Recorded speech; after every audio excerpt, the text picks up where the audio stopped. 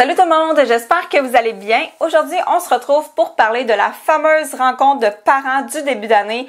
La fameuse rencontre qui est tellement stressante pour tous les profs, même si ça fait 15-20 ans qu'on enseigne. Moi, de tout ce que j'ai entendu des profs autour de moi, il y a personne qui prend ça relax cette soirée-là. C'est tout le temps un petit peu stressant. Puis encore plus pour moi parce que je suis en début de carrière puis j'ai une seule rencontre de parents derrière la cravate. Puis c'est même pas une rencontre de parents que j'ai faite toute seule.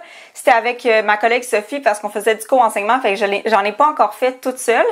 Mais j'ai toujours un peu hâte aux rencontres de parents parce que c'est quand même une bonne occasion de oui, connaître les parents de nos élèves, mais de connaître nos élèves aussi parce que on les a dans nos classes, on parle avec eux durant les journées, mais on a comme la vision du parent qui embarque aussi, fait que je trouve ça super intéressant. Jusqu'à présent, dans ma vie, j'ai rencontré deux formules pour les rencontres de parents du début d'année, soit la présentation régulière où tous les parents sont assis et l'enseignant parle en avant pour faire la présentation de tout ce qu'il y a à dire, ou bien la formule porte ouverte où les parents viennent circuler, viennent avec leur enfant ou sans leur enfant pour venir circuler à travers la classe puis voir les différents coins puis toutes les informations qu'on a à leur donner. L'année passée, j'ai vécu une rencontre traditionnelle, donc tous les parents étaient assis et moi et ma collègue on présentait en avant. Puis cette année, pour la première fois, je vais vivre la formule porte ouverte, donc les enfants et les parents vont pouvoir venir circuler dans la classe de comme 5h à 7h, donc ils peuvent venir à l'heure qu'ils veulent. Nous, ce qu'on va faire, c'est qu'on va préparer aux enfants un petit ordre du jour, donc ça va être à l'enfant de circuler à travers les différentes stations qu'on va avoir préparées et de présenter tout ça à son parent et de cocher une fois que c'est fait. Puis à la toute fin, ben les parents peuvent venir nous rencontrer, nous poser des questions, jaser un tout petit peu. Comme ça, c'est un petit peu plus individualisé. Est-ce que ça se dit? Bref, en tout cas, nous, c'est comme ça qu'on va fonctionner cette année. Je peux pas vous dire si c'est un bon modèle, si ça fonctionne. Je peux pas vous dire les avantages de ça parce que je l'ai pas encore fait. Mais moi, j'ai l'impression que ça va être bénéfique parce que c'est vraiment l'enfant qui va présenter sa classe à son parent plutôt que l'enseignant. Puis moi, dans ma classe, on est vraiment dans l'optique de c'est notre classe et non pas ma classe à moi. Même si je suis le prof puis que je décide de beaucoup de choses, mais les enfants prennent aussi beaucoup de place dans la classe. C'est sûr que j'ai pas fait encore beaucoup de rencontres de parents dans ma vie, mais je pense que je peux quand même vous donner certains conseils ou certains trucs pour que la soirée se passe super bien. Puis la première chose que je vous propose de faire, c'est de présenter un travail que les élèves vont avoir déjà fait. Je sais qu'on n'a pas beaucoup de temps. La rencontre de parents, c'est souvent 2 semaines après la rentrée scolaire. Mais nous, on a déjà fait faire un travail aux élèves qui présentent leur passion. Une petite chose, une toute petite écriture là, de début d'année avec quelque chose d'artistique un peu. Je vous mettrai les photos d'ailleurs sur Facebook du projet qu'on a fait avec nos élèves.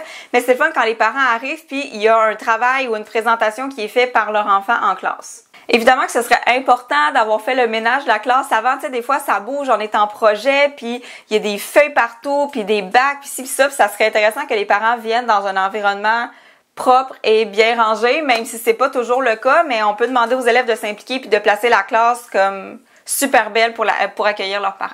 Si vous faites une présentation traditionnelle devant les parents, je vous propose vraiment d'avoir un support visuel pour qu'il y ait quelque chose à regarder, quelque chose qui attire l'œil en même temps que vous parlez parce que la rencontre peut durer souvent 1 heure. Puis de garder l'attention pendant 1 heure, c'est quand même assez difficile. Mais avec le support visuel, je vous conseille de faire aussi un document d'information avec lequel les parents vont pouvoir partir à la maison parce que c'est pas vrai qu'ils vont nécessairement tout retenir ce que vous allez dire.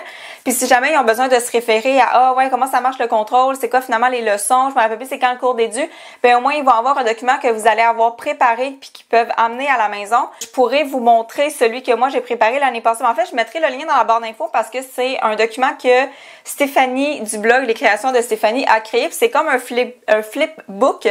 Donc c'est des feuilles qui de différentes grandeurs qui se brochent ensemble puis ils peuvent en tout cas, c'est vraiment difficile à expliquer, j'explique vraiment pas bien, mais je vous mettrai le lien pour que vous puissiez aller voir puis c'était quand même ludique puis amusant à regarder, fait que moi j'avais préparé ça pour les parents qui pouvaient emmener à la maison. C'est sûr que c'est pas obligatoire, mais je vous conseille aussi de préparer un petit devoir pour les parents parce que oui, on a appris à connaître nos élèves, on leur a posé des questions, on a fait un petit questionnaire pour se connaître, mais c'est toujours intéressant d'avoir la vision du parent, donc de leur préparer un petit questionnaire. Qu'est-ce que je devrais savoir sur votre enfant? Comment ça s'est passé l'année passée? Au niveau des amis, puis les devoirs, puis comment ça se passe en maths, en français, puis tout ça. Donc, un petit devoir pour les parents pour apprendre à connaître l'enfant, pour être en mesure de bien travailler avec lui. Finalement, je vous conseille aussi de rendre disponible une feuille pour que les parents puissent inscrire leur adresse courriel. C'est toujours pratique quand on veut envoyer des informations à tous les parents, mettons pour une sortie ou parce qu'il faut qu'ils amènent du matériel de science de la maison ou peu importe. C'est toujours pertinent et utile d'avoir le courriel des parents. Sinon, moi aussi, j'en ai besoin pour les connecter avec Classe Dojo, pour être connecté avec eux puis pouvoir envoyer des messages pour qu'ils puissent voir le cheminement de leur enfant. Fait que je vous conseille de préparer une feuille comme ça. Sinon, vous pouvez avoir aussi une feuille de parents bénévoles. Si jamais vous avez besoin d'aide en classe puis vous savez pas à qui demander, mais vous allez avoir une feuille de parents qui sont déjà volontaires pour venir travailler en classe avec vous. Si jamais vous êtes prof et que vous avez beaucoup plus d'expérience que moi en matière de rencontres de parents, je vous invite vraiment à laisser vos suggestions, vos conseils dans les commentaires juste en bas. Ça va probablement être bénéfique à plus d'une personne. Et puis sur ce, ben abonnez-vous à mes réseaux sociaux puis soyez là mercredi prochain pour une nouvelle vidéo. Bye!